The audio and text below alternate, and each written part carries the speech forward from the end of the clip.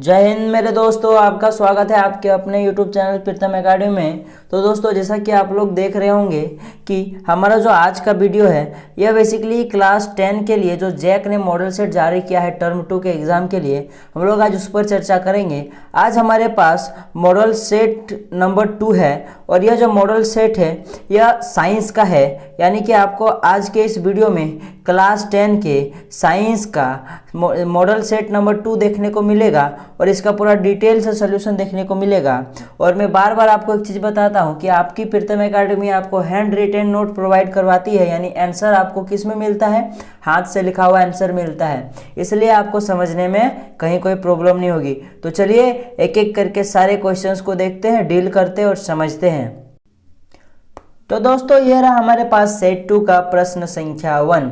देखिए हमारा प्रश्न नंबर 1 यानी प्रश्न संख्या 1 क्या बोल रहा है। सो विद्युत धारा का ऐसा मात्रक लिखिए। किसी चालक में विद्युत धारा मापने के लिए किन उपकरण का उपयोग किया जाता है। तो आपको सबसे पहले बताना है विद्युत धारा का ऐसा मात्रक क्या होता है। तो दोस्तों, विद्युत धारा का ऐसा मात्रक एम्पियर होता है, जिसे हम लोग ए से डिनोट करते हैं, कैपिटल ए से डिनोट करते हैं। नेक्स्ट आपका इसी क्वेश्चन में और एक क्वेश्चन इंक्लूड है।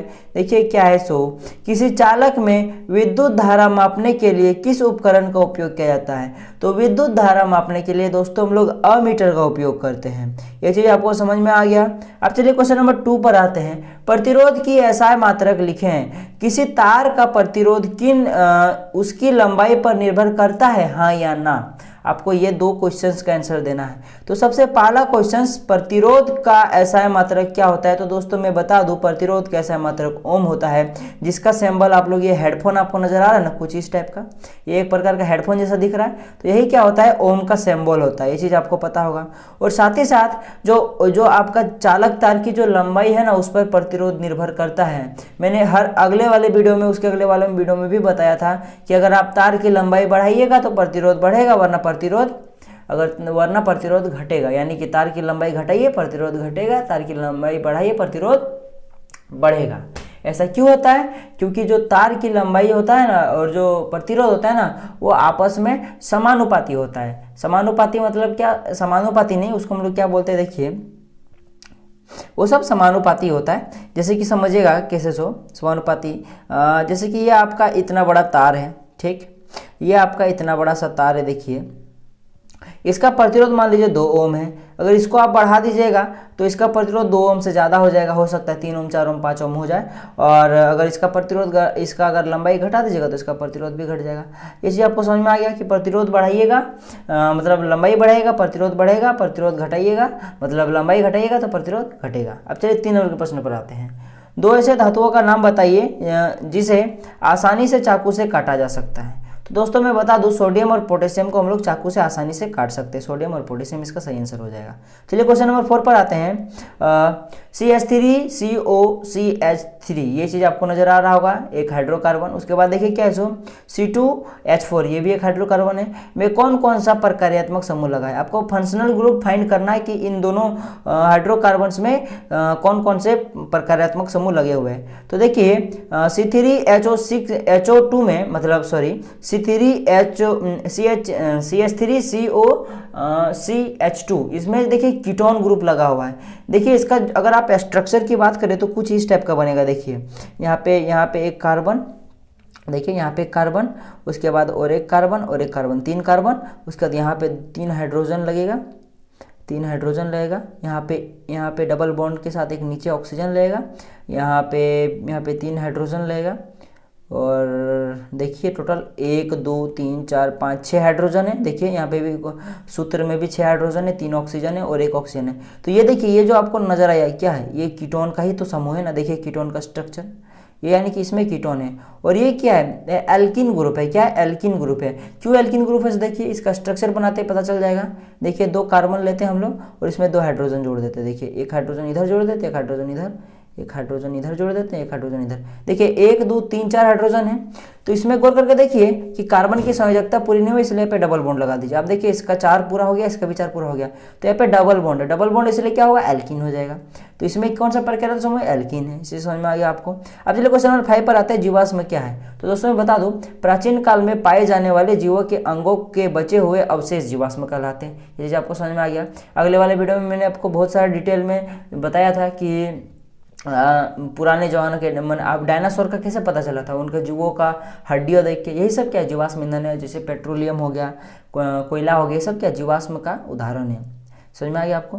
अब चलिए 6 नंबर क्वेश्चन पे आते हैं, वंशानुगत लक्षण से आप क्या समझते हैं। तो दोस्तों माता पिता से पीढ़ी दर पीढ़ी संचरित लक्षण वंशानुगत होते हैं, यानी कि माता पिता से जो लक्षण आपको धरोहर के रूप में मिलती है वही क्या होते हैं, वंशानुगत लक्षण होते हैं। 7 नंबर का प्रश्न क्या देखिएगा, खाद्य श्रृंखला का उदाहरण दे। तो खाद्य श्रृंखला का उदाहरण आप लोग अपने से बहुत कुछ दे सकते हैं। जैसे देखिए मैंने क्या दिया है, घास है, घास के बाद हिरन है, उसके बाद शेर है, ये तालिबोसियो है, शेर है। तो देखिए यहाँ पे क्या, घास को हिरन खाता है, हिरन को शेर खाता है, ये खाद्य श्रृंखला का उदाहरण हो गया। अब चलिए 8 नंबर क्वेश्चन पर आते हैं, ओम का नियम बताइए, इस नियम के आधार पर विभवांतर तथा विद्युत धारा में संबंध लिखिए, प्रतिरोध को परिभाषित कीजिए। इसमें तीन क्वेश्चन इंक्लूडेड है। सबसे पहले आपका ओम का नियम फाइंड करना है, और ओम के नियम के आधार पर विभवांतर और विद्युत धारा में क्या संबंध है उसको आपको दिखाना है। उसके बाद प्रतिरोध क्या है, ये प्रतिरोध क्या है इसको भी बताना है। तो मैंने आंसर में सबसे पहले प्रतिरोध क्या उसका आंसर दिया है। तो देखिए इसका क्या आंसर होगा, सो प्रतिरोध किसे कहते हैं, सो किसी चालक तार में प्रवाहित धारा के मार्ग में उत्पन्न अवरोध प्रतिरोध कहलाता है। ये चीज आपको समझ में आ गया कि आपके पास कोई चालक तार है, उसमें विद्युत धारा जितना आप दे रहे हो, ठीक ना, जैसे 6 वोल्ट विद्युत धारा दे रहे हो, लेकिन जब आप तार के दूसरे छोर में जाके देखिएगा, यानी कि जैसे देखिए आपके पास ये एक तार है, यहाँ पे मान लीजिए आप 6 वोल्ट दे रहे हो और यहाँ पे देख रहे हो तो 5 ही वोल्ट आ रहा है, 1 वोल्ट गायब हो जा रहा है। तो 1 वोल्ट क्या इस तार में, इस तार ऑब्जर्व कर रहा है, इस तार में 1 वोल्ट को ऑब्जर्व कर रहा है। इस तार का जो मार्ग है, यानी कि इस विद्युत धारा प्रवाहित होने का मार्ग है, इसमें अवरोध उत्पन्न हो रहा है 1 वोल्ट का, इसलिए 1 वोल्ट ये क्या कर रहा है, कंज्यूम कर ले रहा है, और बाहर कितना मिल रहा है, 5 वोल्ट ही मिल रहा है। तो इसी को हम लोग क्या कहते हैं, प्रतिरोध कहते हैं। अब देखिए यहाँ पे हम लोगों ने लिखा हुआ है ओम के नियम को। देखिए ओम का नियम क्या होता है, सो नियत ताप पर किसी चालक के सिरों के बीच में विभवांतर उसमें प्रवाहित विद्युत धारा के समानुपाती होता है। यानी कि आपके पास एक तार है, जैसे कि ये आपके पास एक तार है, इसमें अगर नियत ताप है, यानी कि अगर 5 डिग्री सेल्सियस तार है तो 5 डिग्री सेल्सियस ही रहेगा। तब क्या होगा, इसमें आप अगर विद्युत धारा पर मतलब विभवांतर, इनके सिरों के बीच का विभवांतर, इनका सिरों के बीच का विभवांतर क्या होता है, भी होता है, और इसमें प्रवाहित आई, यानी कि इसमें जो धारा प्रवाहित हो रही है वो मान लीजिए आई है, तो ये क्या हो जाएगा, भी बटा आई होगा, का जो अनुपात जो होगा, भी बटा आई का जो अनुपात होगा वो हमेशा कांस्टेंट आएगा। मान लीजिए भी बटा आई का अनुपात अगर 5 आया तो हर बार भी बटा आई का अनुपात 5 ही आएगा। यही चीज कहता है ओम का नियम। ये चीज समझ में आ गया। बस बशर्ते क्या, इसका एक कंडीशन है कि तार का ताप कांस्टेंट होना चाहिए। तो देखिए इसी को मैंने लिखा है भी समानुपाती आई, भी समानुपाती आई। जैसा कि मैंने उस वीडियो में बताया था, इस समानुपाती को हटाने के लिए, समानुपाती की जगह पे हम लोग बराबर प्लेस करने के लिए एक हम लोग नियतांक का उपयोग करते हैं यहाँ पे, और वो नियतांक क्या होता है, यहाँ पे आर होता है। इसीलिए आर को यहाँ पे लिखने के बाद देखिए हम लोगों ने यहाँ पे क्या लिखा हुआ है, सो देख लीजिए। आर को यहाँ पे जब लिख दिया तो हम लोग इस समानुपाती का उपयोग नहीं किया, यहाँ पे हम लोग बराबर दिया हुआ है, यानी कि भी बराबर आई बटे आर होता है। और जहाँ पे क्या है, भी क्या देखिए यहाँ पे लिखा होगा विभवांतर है, और आई क्या विद्युत धारा है, और आर क्या है विद्युत नियतांक है। ये विद्युत बोल रहा हूँ, ये तार, ये नियतांक है। और मैं बार बार बता रहा हूँ कि आर क्या होता है, तार का प्रतिरोध होता है। ठीक, ये चीज आपको पता होगा, हर वीडियो में मैंने बताया है। और आपको क्वेश्चन में पूछा था भी और आई में क्या अनुपात है, अनुपात बोल रहा हूँ, भी और आई में क्या संबंध है ओम के नियम के अनुसार। तो आप इसको लिख सकते हो, इस कोटेशन को, यही इसके बीच का संबंध है। अब चलिए 9 नंबर के प्रश्न पर आते हैं। चुंबकीय क्षेत्र रेखाएं क्या है, आपको ये फाइंड करना है। उसके बाद क्या देखिएगा, चुंबकीय क्षेत्र रेखाओं के कोई 2 गुण लिखे। तो चलिए सबसे पहले चुंबकीय क्षेत्र रेखा क्या है बात करते हैं। यह ऐसी काल्पनिक रेखा है जो उत्तरी ध्रुव से उत्पादित होते हुए किसी भी चुंबक के बाहरी दक्षिणी ध्रुव की ओर जाती है, चुंबकीय क्षेत्र कहलाती है। तो इसको समझने के लिए इस चित्र में गौर से देखिए, इस डायग्राम को गौर से देखिए। आपको चित्र कह रहा है, मतलब चित्र आपका डेफिनेशन के अनुसार देखिए क्या कहा गया है। इसको, ये आपके पास एक क्षण चुंबक है, ये देखिए ये क्या है, नॉर्थ पोल है, ये साउथ पोल है, उत्तरी ध्रुव है, ये दक्षिणी ध्रुव है। तो क्या कर रहा है कि एक काल्पनिक रेखा, तो ये जो आपको चीज देखने को मिल रहा है ना, एक काल्पनिक रेखा है। ये क्या होता है सुनिएगा, कह रहा है कि ये क्या होगा कि नॉर्थ पोल से निकलकर साउथ पोल की ओर जाएगा। आप लोग देख सकते हो चित्र में, देखिए ये जो यहाँ से निकला हुआ ये वाला, देखिए गौर करके, ये वाला ये देखिए इसकी डायरेक्शन इस टाइप से, और यहाँ आके घुस गया है। उसी तरह इसको भी देखिए और इस तरह इसी को देखिए, यही क्या है, चुंबकीय क्षेत्र रेखाएं हैं, इसी को चुंबकीय क्षेत्र रेखाएं कहा जाता है। अब इसके दो गुण देखते हैं क्या क्या, सो देखिएगा पहला जो गुण है क्या देखिएगा, यह क्षेत्र रेखाएं उत्तरी ध्रुव से निकलकर दक्षिणी ध्रुव में समाहित हो जाती हैं, जैसा कि मैंने अभी थोड़ा देर पहले आपको बताया, यही चीज़ है। उसके बाद क्या देखिएगा, चुंबक के क्षेत्र के अंदर चुंबक के अंदर यानी कि चुंबक के अंदर क्षेत्र की दिशा दक्षिण ध्रुव से उत्तरी ध्रुव की ओर होती है। मतलब इस चुंबक के अंदर उल्टा होता है, इसमें क्या होता है, साउथ से नॉर्थ में जाता है, यानी दक्षिण से नॉर्थ की ओर जाता है। यही चीज़ दो चीज़ उसका एग्जाम्पल मतलब पॉइंट है। और भी कुछ पॉइंट लिख सकते हैं, जैसे देखिए कि ये जो क्षेत्र रेखा ये आपस में कभी नहीं काटती है, ये भी है। तो इस तरह करके आप लोग कई सारे लिख सकते हो, आपको बस बुक पढ़ने की ज़रूरत है। अब देखिए क्वेश्चन नंबर 10 पर आते हैं। संचारण किसे कहते हैं, आपको ये बताना है। इसे सुरक्षा के उपाय बताएं, यानी इससे बचने के आपको उपाय भी बताना है। तो सबसे पहले समझते हैं कि संचारण क्या है। तो देखिए मैंने लिखा हुआ है संचारण का डेफिनेशन, देखिए मैंने अपने से लिखा हुआ है, क्या लिखा है देखिए, जब धातु लंबे समय तक वायुमंडलीय नमी एवं ऑक्सीजन के संपर्क में रहती है, यानी कि आप अगर कोई भी धातु को अगर वायुमंडल में खुला छोड़ दें, जहाँ पे वायुमंडल नमी है, वायुमंडलीय नमी और वायुमंडल में ऑक्सीजन तो रहता ही है, वो उसके संपर्क में जब आप किसी धातु को खुला छोड़ देते हो जब बहुत दिनों तक, तब क्या होता है देखिएगा, तो धातु ये बाहर की तरफ से धीरे धीरे क्षय होने लगती है और इसलिए और इसी तरह एक समय पश्चात धातु ये पूरी तरह नष्ट हो जाती है, संचारण कहलाती है। आप लोग बात समझिएगा, जैसे कि आप लोगों ने देखा होगा घर ढलाई करने के लिए कभी कोई छड़ लाता है और बाहर में रख देता है, देखिएगा अगले दिन भी आपको देखने को मिलेगा कि उस छड़ का रंग जो था वो बदल जाता है, वो भूरा रंग का हो जाता है, वो छड़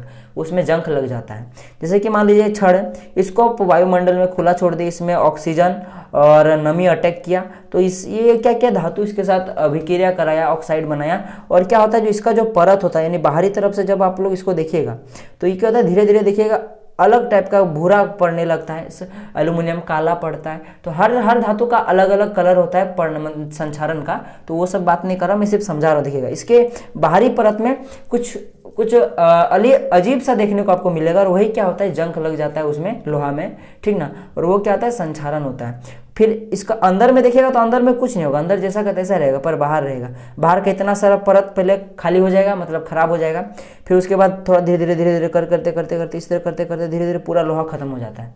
यही चीज़ डेफिनेशन का मतलब है, और यही क्या होता है, संचारण होता है। अब इसका निवारण के लिए आप लोग कई तरीके कर सकते हो। जैसे कि आप लोगों ने देखा होगा घर में अगर दरवाज़ा है तो दरवाज़ा में हम लोग क्या करते हैं, मोबिल पोत देते हैं, यानी तेल लगा देते हैं, तो उसमें संचारण नहीं होता है। पेंट लगाते हैं, पेंट क्यों करते हैं, संचारण से बचाने के लिए। जैसे देखिए क्या क्या लिखा है, धातुओं को पेंट कर कर, ये चीज़ समझ में आ गया, धातुओं पर तेल चढ़ाकर, ये भी चीज़ समझ में आ गया। उसके बाद देखिएगा ग्रीस लगाकर, ग्रीस का भी आप लोग को पता होगा ग्रीस क्यों लगाया जाता है, इसको ग्रीस लगाकर। जैसे साइकिल देखा होगा आप लोगों ने, साइकिल का जो गोलियाँ होता है, जैसे चक्का के पास जो गोलियाँ लगाते हैं उसमें ग्रीस दिया जाता है। वो क्यों दिया जाता है, उसमें पानी ना अटैक करे, उसमें लोहा जंग ना लगे, वो लोहा सड़े गले ना, और साथ में उसमें घर्षण भी कम हो, इसीलिए। समझ में आ गया आपको। उसके बाद देखिए जिंक की परत चढ़ाकर, जैसे कि आप लोगों ने देखा होगा चापाकल का हैंडल देखा है, वो इतना चमकदार क्यों होता है, तो उसमें जिंक का परत चढ़ाया जाता है। आप अगर उसे जोर से पीटिएगा तो एक परत छूटेगा, वही परत क्या होता है, जिंक का परत होता है। चलिए अब 11 नंबर प्रश्न पर आते हैं। तो 11 नंबर प्रश्न क्या देखिएगा, संतृप्त और असंतृप्त हाइड्रोकार्बन में अंतर स्पष्ट करें। तो चलिए देखते हैं क्या अंतर है। सो तो देखिए इधर आपको संतृप्त मिलेगा, इधर असंतृप्त हाइड्रोकार्बन मिलेगा। चलिए देखते हैं क्या क्या अंतर है। तो सबसे पहले देखिए संतृप्त हाइड्रोकार्बन, इसमें कार्बन परमाणु एकल बंध द्वारा संतुष्ट होते हैं, यानी कि इसमें कार्बन कार्बन के बीच सिंगल बॉन्ड होता है। इसमें देखिएगा इसमें कार्बन परमाणु के बीच द्वि या त्रि बंध होता है, यानी कि इसमें कार्बन कार्बन के बीच डबल बॉन्ड या ट्रिपल बॉन्ड होता है। समझ में आ गया आपको चीज। चलिए दूसरा नंबर का पॉइंट क्या देखिएगा, ये कम क्रियाशील होते हैं, यानी कि जो संतृप्त हाइड्रोकार्बन होते हैं ये कम क्रियाशील होते हैं, लेकिन असंतृप्त जो हाइड्रोकार्बन होते हैं वो क्या होते हैं, अधिक क्रियाशील होते हैं। तीसरा नंबर का प्रश्न बोल रहा हूँ, पॉइंट सुनिए क्या है। सो इसका सामान्य सूत्र CnH2n+2 होता है, लेकिन जो इसका सामान्य सूत्र होता है क्या देखिएगा, CnH2n-2 होता है, उसके बाद CnH2n होता है। इसे आपको समझ में आ गया। अब देखिएगा जो संतृप्त हाइड्रोकार्बन में एल्केन आता है, जिसका और एल्केन का ही सामान्य सूत्र क्या होता है, ये वाला होता है, यानी कि CnH2n+2 होता है। और इसमें क्या आता है, एल्कीन आता है और एल्काइन आता है, एल्कीन और एल्काइन आता है। एल्कीन का जो सामान्य सूत्र होता है वो चीज़ देखिए यहाँ पे लिखा हुआ है और यहाँ पे लिखा हुआ है, चीज़ आपको समझ में, एल्कीन और एल्काइन का सामान्य सूत्र यहाँ पे लिखा हुआ है, ये चीज़ आपको समझ में आ गया। जैसे कि देखिए एल्कीन का जो सामान्य सूत्र होता है वह CnH2 H2N होता है, यानी कि ये वाला क्या आपका एल्किन का समान सूत्र है, ये अल्काइन का समान सूत्र है। चौथा नंबर का देखिए पॉइंट क्या है सो, चौथा नहीं पांचवा है, देखिए पांचवा नंबर का पॉइंट, इसका प्रथम सदस्य CH4 है, यानी कि जो आपका एल्केन है उसमें सबसे पहला जो सदस्य आता है वो क्या आता है, CH4 आता है। और जो लेकिन आप अगर असंतृप्त हाइड्रोकार्बन की में बात करें तो उसका जो सबसे पहला सदस्य जो होता है ना वो क्या होता है, एथीन होता है, C2H4 होता है, और एक एथाइन होता है C2H2 होता है। ये चीज़ आपको समझ में आ गया, C2H4 होता है, एक C2H2 होता है, ये चीज़ आपको समझ में आ गया। अब चलिए हम लोग क्वेश्चन नंबर 12 पर आते हैं। देखिए 12 क्या है, जैव आवर्धन क्या, आपको ये फाइंड करना है। तो जैव आवर्धन क्या, चलिए देखते हैं। देखिए जैव आवर्धन क्या है सो, जैव अनवीनीकरणीय रासायनिक पदार्थ जैसे कि कीटनाशक आहार श्रृंखला के माध्यम से पौधे द्वारा अवशोषित हो जाने के बाद उपभोक्ता के शरीर में वसीय ऊतक में संचित होते रहते हैं। मेरा कहने मतलब क्या है, समझिएगा कि हम लोग क्या करते हैं, कीटनाशक क्या करते हैं, जैसे घर में सब्जी वब्जी आप लोग उगाते होंगे तो उसमें कीटनाशक डालते हैं ताकि उसका पैदावार अच्छा हो, कि पेड़ उसमें कीट पतंग ना लगे, इसी कारण से क्या करते हैं हम लोग कीटनाशक देते हैं। फिर वो क्या होता है, कहीं ना कहीं वो पेड़ पौधा भी तो उसे ऑब्जॉर्व करता है ना, तो क्या करता है, पेड़ पौधा ऑब्जॉर्व करता है, और वही सब्जी सब क्या करते हैं हम लोग खाते हैं या कोई जानवर खाता है। इसी तरह पेड़ पौधा का भी उपयोग, पेड़ पौधा भी क्या करता है, इस टाइप के हानिकारक चीज़ों को ऑब्जर्व करता है, और यही सब को हानिकारक चीज़ों को क्या कहते हैं, अनवीकरणीय रासायनिक पदार्थ कहते हैं। और यही अनवीकरणीय रासायनिक पदार्थ को पेड़ पौधे भी ऑब्जर्व करते हैं, उसे क्या करता है कोई जानवर या हम लोग ये मनुष्य खाते हैं। तो वो जो ऑब्जर्व किया हुआ है, वो मतलब जो आपका पेड़ पौधा ऑब्जर्व किया हुआ है तो उसमें तो है ही पेड़ पौधा में, और जब हम लोग उस पेड़ पौधा को खाते हैं तो उस पेड़ पौधा से हमारे पास भी आता है, और हमारा जो वसीय ऊतक होता है उसमें क्या होता है, धीरे धीरे संचित होता है वो। ये चीज़ आपको समझ में आ गया। आगे देखिए क्या, देखिएगा चूँकि मनुष्य सर्वोच्च उपभोक्ता है, सर्वोच्च उपभोक्ता मतलब हम लोग सब कुछ खाते हैं, और सबसे ऊपर में आता है हमारा नाम, हम लोग का मांसाहारी ही, हम लोग सर्वाहारी बोल सकते हैं, हम लोग बहुत कुछ खाते हैं हम लोग, ठीक। अतः यह रसायन मनुष्य के शरीर में अंतिम रूप से पहुंचते हैं। ये इसका मतलब क्या हुआ, जैसे कि देखिए सबसे पहले पेड़ पौधा इसे ऑब्जर्व करेगा, उसके बाद मान लीजिए कोई जानवर खाएगा फिर, लेकिन जानवर को हम लोग खा जाते हैं, तो सबसे अंतिम में ही हम लोग पर पहुंचा ना।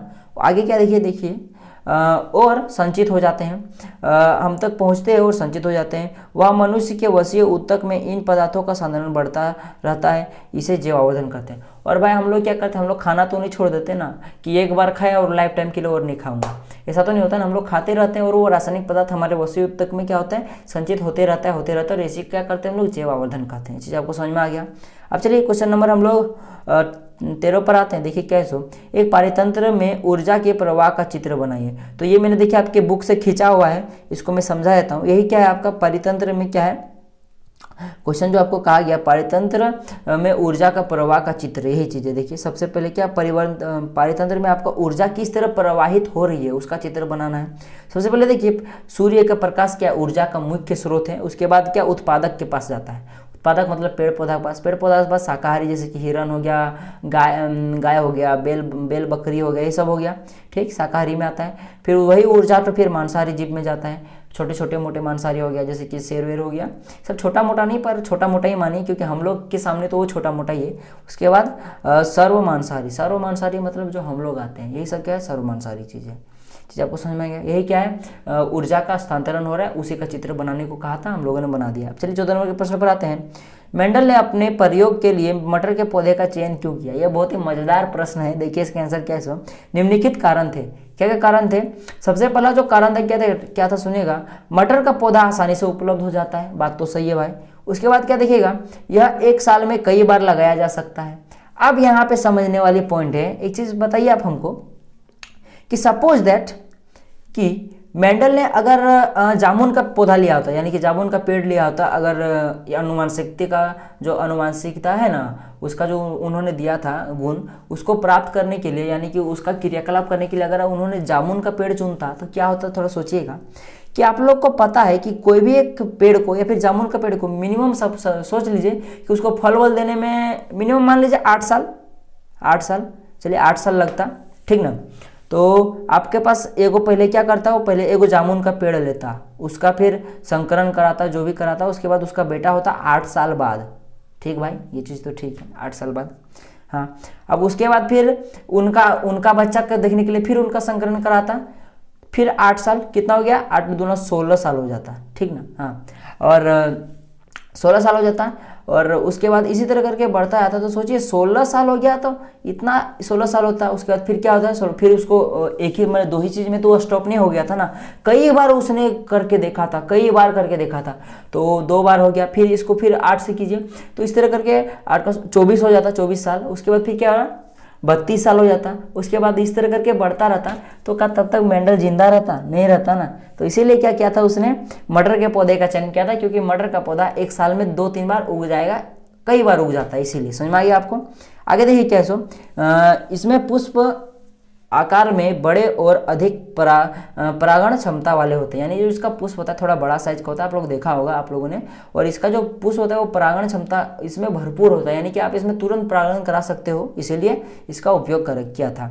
देखिए 5वां नंबर का जो पॉइंट है, मटर के पौधे में अनेक विरोधी गुण पाए जाते हैं, और साथ ही साथ आप लोगों ने देखा होगा कहीं का मटर का पौधा बोना होता है, तो कहीं का लंबा होता है, तो कहीं का फूल का कलर अलग रहता है, तो कहीं का फूल का मॉडर्न अलग रहता है, इसलिए विभिन्नता अलग अलग टाइप के होते हैं, इसीलिए इनका चयन किया था। 5वां नंबर का पॉइंट क्या देखिएगा, मटर में कृत्रिम रूप से परागण द्वारा आसानी से संकरण कराया जा सकता है, जैसा कि मैंने अभी यहाँ पे लिखा हुआ था जो 3रा नंबर का पॉइंट, कि इसके जो पुष्प होते हैं वो बहुत ही ज़्यादा परागण क्षमता वाले होते हैं, इसलिए इसे कृत्रिम रूप से हम लोग आसानी से संकरण करा के इनके बच्चे पैदा करवा सकते हैं, इसीलिए मटर के पौधे का चयन किया गया था। चलिए 15 नंबर का प्रश्न पर आते हैं, क्या देखिएगा, एक विद्युत परिपथ में 3 प्रतिरोधों को जिनके प्रतिरोध क्रमशः R1, R2, R3 है तथा पार्श्व क्रम में जोड़ा गया है, विद्युत परिपथ का समतुल्य प्रतिरोध के लिए व्यंजक प्राप्त करें। सीधा से कहने का मतलब है कि आपको पार्श्व क्रम के लिए इसका जो प्रतिरोध होगा उसका आपको व्यंजक ज्ञात करना है, और उसके लिए 3 प्रतिरोध आपको दिया हुआ है। तो इसका व्यंजक प्राप्त करने के लिए, यानी पार्श्व क्रम में व्यंजक प्राप्त करने के लिए, पार्श्व क्रम का कुल प्रतिरोध का व्यंजक प्राप्त करने के लिए सबसे पहले तो आपको इस टाइप का एक डायग्राम बनाना पड़ेगा, जिसमें से आपको एक कुंजी लगाना पड़ेगा, एक अमीटर, एक वोल्ट मीटर, इस तरह करके आप लोग लगा सकते हो, लगा लो, ठीक ना। और क्या परिकलन निकलता है, इसको परिकलन करने के बाद क्या इसका परिणाम निकलता है, सो दिखेगा। माना दिखाए गए चित्र में 3 प्रतिरोध, देखिए इस चित्र में आपको 3 प्रतिरोध नजर आएगा, R1, R2, R3, देखिए यहाँ पे R1, R2, R3 नजर आएगा। ये क्या है, ये क्या है, समांतर क्रम में, समांतर क्रम में क्या व्यवस्थित है। अब समांतर क्रम मतलब क्या होता है, पार्श्व क्रम होता है। ये भी क्वेश्चन आपका बन सकता है, समांतर क्रम का दूसरा नाम क्या होता है, पार्श्व क्रम होता है, ठीक। तो देखिए आगे क्या है सो, माना चित्र में 3 प्रतिरोध R1, R2 तथा R3 को A, B के बीच प्रत्येक को समांतर क्रम में जोड़ा गया है, जिनके बीच धारा क्रमशः I, I2, I3 प्रवाहित हो रही है। सबसे पहले इतना दूर हम लोग समझ लेते हैं। देखिए इसको, इस पॉइंट को आप लोग A मान लीजिए, इस पॉइंट को आप लोग A मान लीजिए, इस पॉइंट को B मान लीजिए, और इसमें देखिए इन तीनों प्रतिरोध देखिए यहीं से जुड़ा हुआ है, और ये सब क्या समांतर क्रम में जुड़ा हुआ है, समांतर क्रम मतलब पार्श्व क्रम में जुड़ा हुआ है। और साथ ही साथ R1 में मतलब जो R1 का जो प्रतिरोध, इसमें क्या धारा I प्रवाहित हो रही है, I1 प्रवाहित हो रही है। R2 में क्या हो रहा है, R2 में क्या I2 प्रवाहित हो रही है, R3 में क्या होता है, I3 प्रवाहित हो रही है। ये समझ में आ गया। और यहाँ पे क्या इसका विभवांतर है, ये क्या इसका कुल विभवांतर यहाँ पे देखने को मिल जाएगा आपको। ये चीज आपको समझ में आ गया। आगे देखिए क्या है सो, माना कि परिपथ का मुख्य धारा I, समतुल्य प्रतिरोध R तथा AB के बीच विभवांतर भी है। अब यहाँ पे समझिएगा कि ये जो परिपथ था, ये जो आपका परिपथ था, इसमें कुल धारा कितना प्रवाहित हो रही है, बड़ा I मतलब कैपिटल I प्रवाहित हो रही है, और इसका टोटल का जो प्रतिरोध है, समतुल्य प्रतिरोध क्या है, वो मान लीजिए बड़ा R है, ठीक। और उसके बाद इनके बीच का विभवांतर, यानी AB का जो बीच है, मैंने इस परिपथ में जो इन प्रतिरोधक का जो विभवांतर है, समझ लीजिए A तथा B के बीच में, इस परिपथ में बोल रहा हूँ, इस A तथा B के बीच में, यानी कि इन तीनों, जैसे कि मैंने बताया, इन तीनों प्रतिरोधों के बीच का जो विभवांतर है वो भी है। तो चलिए अब आगे हम लोग क्या करेंगे, इसमें ओम का नियम उपयोग करेंगे। इसीलिए ओम के नियम से, तो ओम का नियम क्या होता है मेरे दोस्तों, आप लोगों ने पढ़ा होगा कि ओम का जो नियम होता है वो क्या होता है, V = IR होता है। इसे हम लोग समीकरण 1 मान लेते हैं, चलो भाई ठीक है। उसके बाद देखिए ओम के नियम से ही हम लोग क्या करेंगे, I1 के लिए, यानी I1 किस में प्रवाहित हो रहा था, प्रतिरोध R1 के लिए, तो उसीलिए हम लोग क्या हो जाएगा, I का जो फॉर्मूला आपका आएगा, I = क्या आ जाएगा, V/R1 आ जाएगा। उसी तरह I2 के लिए क्या हो जाएगा, I2 के लिए क्या हो जाएगा, V/R2 हो जाएगा। उसके बाद I3 क्या हो जाएगा, V/R3 हो जाएगा। और आप इन तीनों को समीकरण 2 मान लीजिए। ये चीज आपको समझ में आ गया। यहाँ पे देखिए समीकरण 2 माना हुआ है मैंने। उसके बाद देखिए क्या है सो, यहाँ पे। उसके बाद देखिए क्या है सो, चूंकि आई यानी कि इस परिपथ में जो टोटल आपका आई है यानी कि जो आपका विद्युत धारा है वो क्या होगा, इन तीनों को जोड़ दीजिए, यानी कि जो इन तीनों प्रतिरोध है इन तीनों प्रतिरोध का आई जोड़ दीजिए, इसका आई जोड़ दीजिएगा तो टोटल प्रतिरोध टोटल इसका धारा निकल जाएगा। तो उसका टोटल धारा क्या हो जाएगा, I equal to I1 plus I2 plus I3 हो जाएगा। ये चीज़ आपको देखने को मिलेगा, यहाँ पे देखिए आ जाएगा। अब देखिए क्या करेंगे हम लोग, जो समीकरण हमारा जो 3 है यानी कि जो यहाँ पे आपको नजर आ रहा होगा, ये जो समीकरण है यानी I equal to I1 plus I2 plus I3 है, उसमें आप समीकरण 2 और समीकरण 1 का जब आप मान रख दीजिएगा तो देखिए आपको कुछ इस टाइप का मिलेगा, कुछ इस टाइप का आपको मिलेगा। देखिए कुछ इस टाइप का देखने को मिलेगा। जब आप इस टाइप का आपको मिल जाएगा तब आप यहाँ से देखिए इस साइड से आप लोग इन तीनों से आप लोग भी को अगर कॉमन कर ले, यहाँ पे भी निकाल लीजिएगा तो आपका यहाँ पे क्या बचेगा, 1/R1 बचेगा, 1/R2 1/R3 बचेगा, ये चीज़ बचेगा। अब देखिए इधर भी है इधर भी है, जब आप भी को इधर लेके जाएगा तो भागा में आएगा और यहाँ पे ये भी और ये भी कट जाएगा, इसलिए मैंने यहीं पे काट दिया है। तो यहाँ पे क्या बचेगा, 1/R बचेगा। 1/R इक्वल टू देखिए क्या यहाँ पे क्या बचेगा, सो देखिए 1/R जो आपका बचेगा equal to 1/R1 plus 1/R2 plus 1/R3 बचेगा। और यही जो होता है समतुल्य प्रतिरोध होता है, जब आप उसको समांतर क्रम में इन प्रतिरोधों को जोड़िएगा तब। तो ये हमारा प्रूफ हो चुका है, ये देखिए हमारा आंसर आ चुका है। अब चलिए क्वेश्चन नंबर 16 पर आते हैं हमारा। तो देखिए क्वेश्चन नंबर 16 क्या है, विद्युत मोटर क्या है, आपको सबसे पहले बताना है विद्युत मोटर क्या है। उसके बाद इसके सिद्धांत लिखिए, यानी विद्युत मोटर का सिद्धांत लिखना पड़ेगा।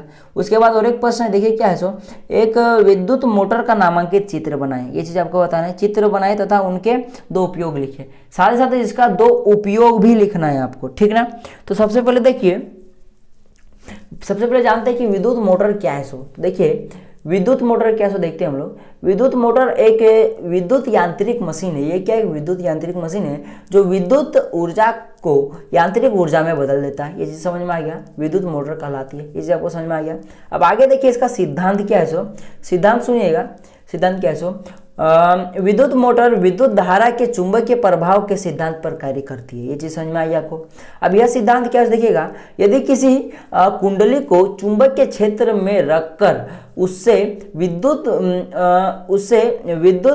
धारा प्रवाहित की जाए तो उससे विद्युत धारा, यहाँ पे विद्युत डबल लिखा गया है, इसको आपको गौर नहीं करना है। विद्युत धारा प्रवाहित की जाए तो कुंडली पर एक बल कार्य करती है, यानी इस कुंडली पर क्या होगा, एक बल कार्य करेगा जो कुंडली को उसके अक्ष पर घुमाता है, जो कुंडली को उसके अक्ष पर घुमा देता है। और यही क्या है, उसका सिद्धांत था।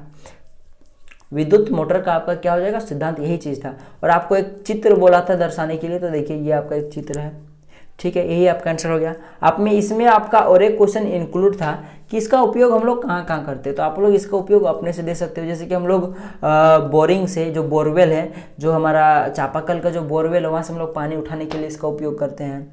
बहुत सारे ग्राइंडर में, यानी कोई चीज़ लोहा लक्कड़ को चीज़ को काटने के लिए उसमें जो मोटर लगाते हैं वो भी इलेक्ट्रिसिटी मोटर होता है, तो उसमें उपयोग करते हैं। सब आप अपने से लिख सकते हैं, इसलिए मैंने इसका आंसर नहीं दिया। अब चलिए 17 नंबर के प्रश्न पर आते हैं। समवेता किसे कहते हैं, आपको सबसे पहले बताना है समवेता किसे कहते हैं। पेंटन के समवेता के नाम एवं संरचना सूत्र बताएं।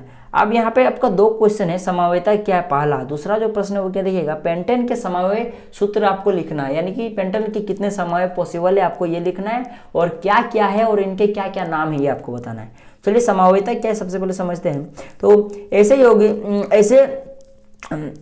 ऐसे विभिन्न यौगिक जिनके अणुसूत्र समान हो लेकिन संरचना सूत्र भिन्न भिन्न हो, संरचना सूत्र भिन्न भिन्न हो, संरचनात्मक समन्वय अर्थात समन्वय कहलाते हैं। यानी कि ऐसे यौगिक जिनका जो अणु सूत्र है वो समान हो लेकिन संरचना सूत्र भिन्न भिन्न हो, वो समन्वय कहलाते हैं।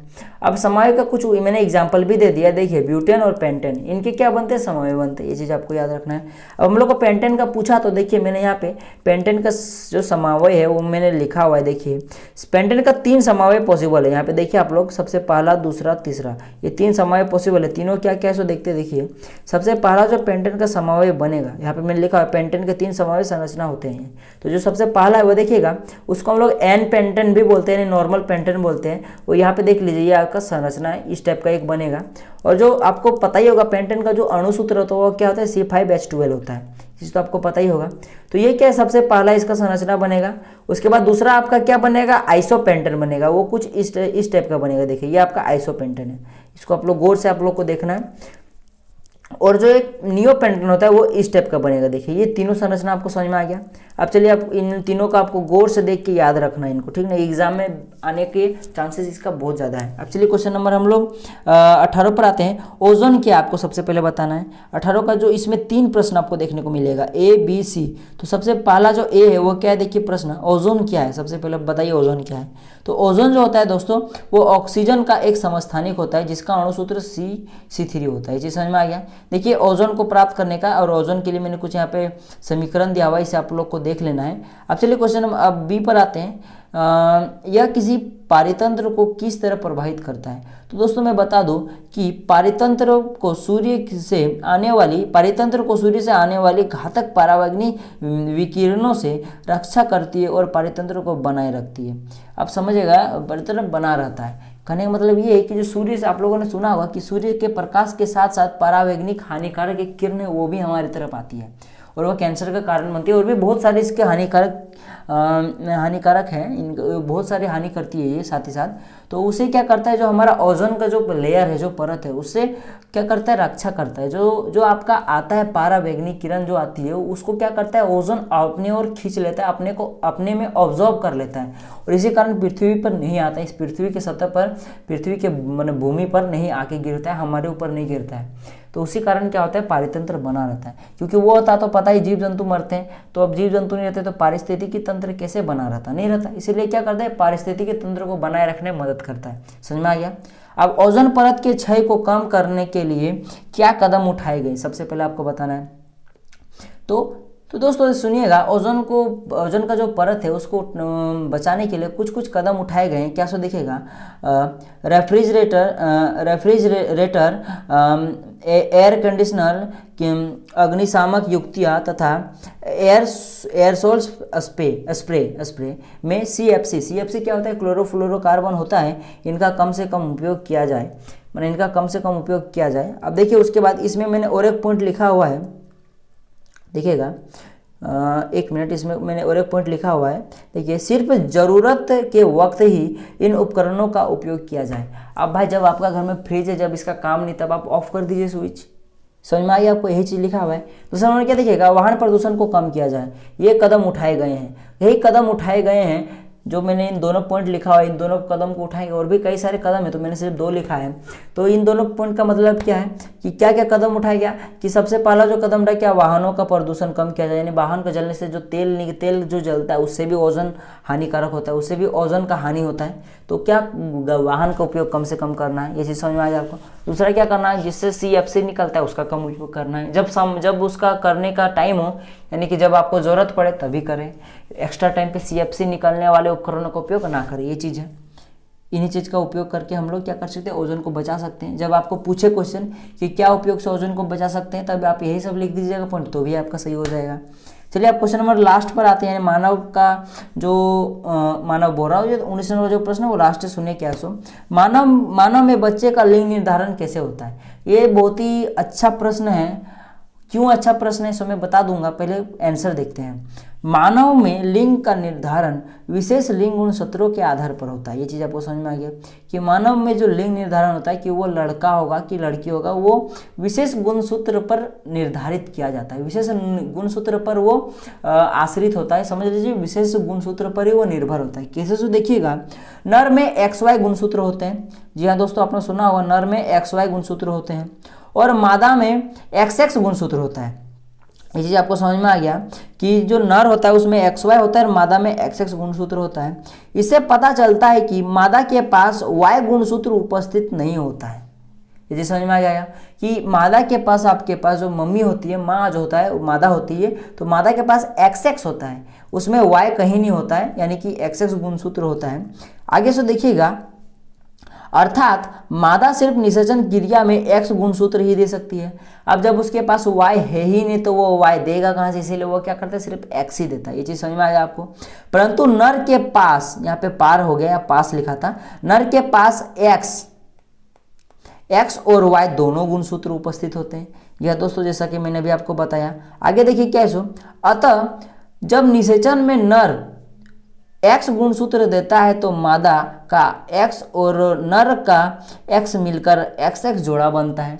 जैसा कि मैंने आपको ये बताया कि मादा के पास एक्स ही देने की क्षमता होती है, क्योंकि उसके पास वाई नहीं होता, तो जाहिर सी बात है कि जो मादा होगी वो क्या देगी, एक्स देगी, और जो नर होगा वो मान लीजिए पहले अब मान लीजिए वो उसने एक्स दिया, तो नर का एक्स और मादा का एक्स मिलकर क्या बनेगा, एक्स एक्स जोड़ा बनेगा। क्या बनेगा, एक्स एक्स जोड़ा बनेगा आपका। देखिए यहाँ पे आपका एक्स एक्स जोड़ा बनेगा, जिससे संतान के रूप में लड़की होती है। जैसे कि आपको पता है कि एक्स एक्स जब होगा तो जो संतान बनेगा वो लड़की हो जाएगी। आप देखिए क्या सो, परंतु जब नर अपना वाई गुणसूत्र देता है, अब बात तो सही है भाई, जब नर वाई देगा तो क्या को सुनेगा, तो मादा का एक्स और नर का वाई मिलकर एक्स वाई जोड़ा बनेगा। जैसे कि मैंने आपको बताया कि मादा क्या देगी, वो कुछ भी कर ले वो एक्स ही देगी, और लेकिन जो नर जब वाई देगा तब माँ का एक्स यानी कि मादा का एक्स और नर का वाई मिलकर एक्स वाई जो जोड़ा बनेगा, उससे क्या कुछ देखिएगा, एक्स वाई जोड़ा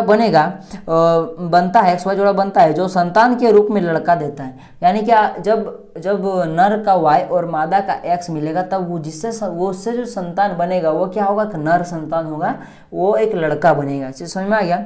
इसीलिए स्पष्ट है कि लिंग निर्धारण में नर का गुणसूत्र की अहम भूमिका होती है।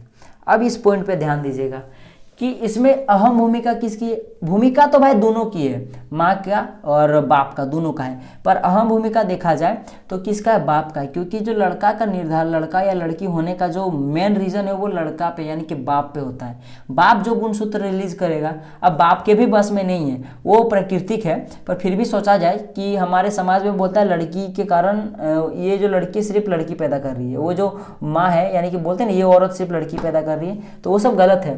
क्योंकि जो लड़का या लड़की का जो लिंग निर्धारण होता है वो बाप पे निर्भर करता है। क्यों, क्योंकि बाप जैसा वो सूत्र देगा, चाहे वो अगर एक्स देगा तो क्या होगा, लड़की होगा, और जब वो वाई देगा तो लड़का होगा। तो जो भी जो इन चीज़ों पे भरोसा करते हैं, मतलब जिनके भी मुंह से आप ये चीज़ सुने ना, तो उसे रोकिए, उन्हें समझाइए। ये चीज़ आपको समझ में आ गया। इसीलिए मैंने कहा ये एक विशिष्ट प्रकार का प्रश्न है। यहाँ पे देखिए मैंने इस चित्र भी आपके लिए एक एक्स्ट्रा ऐड कर दिया है, इसे आप लोग देखिए, आपको आराम से सब कुछ समझ में आ जाएगा। तो इस तरह करके हमारा 1900 प्रश्न का आंसर हो चुका है।